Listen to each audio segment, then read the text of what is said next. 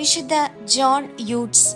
French പുരോഹിതനും 2 സന്യാസ സഭകളുടെ സ്ഥാപകനുമായിരുന്ന വിശുദ്ധ ജോൺ യൂട്സ് ഫ്രാൻസിന്റെ വടക്ക് ഭാഗത്തുള്ള റീ എന്ന സ്ഥലത്താണ് ജനിച്ചത്.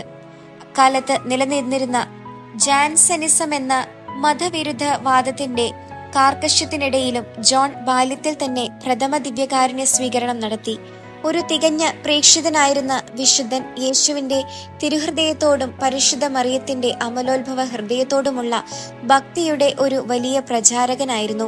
പാരീസിൽ വിദ്യാഭ്യാസം സ്വീകരിച്ച ജോൺ ഒറേറ്റോറിയൻസ് എന്ന സന്യാസ സഭയിൽ ചേരുകയും തന്റെ 24-ാമത്തെ വയസ്സിൽ 1625 പൗരോഹിത്യ പട്ടം സ്വീകരിക്കുകയും ചെയ്തു.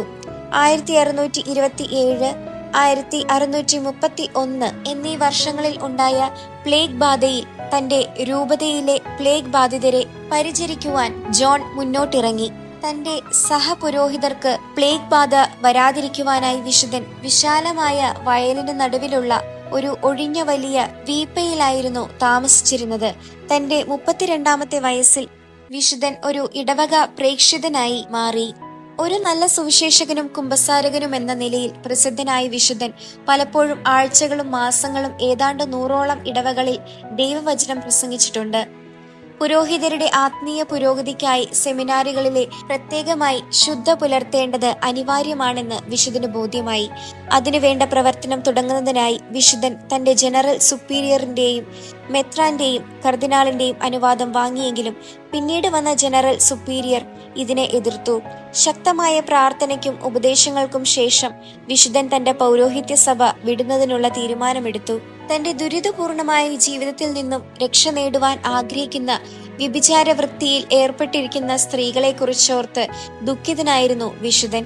അവർക്കായി താൽക്കാലിക അഭയ കേന്ദ്രങ്ങൾ നിർമ്മിച്ചുവെങ്കിലും അവ പര്യാപ്തമായിരുന്നില്ല. പിന്നീട് അദ്ദേഹം sisters of the charity of the refuge എന്ന സന്യാസിനി സഭ സ്ഥാപിച്ചു.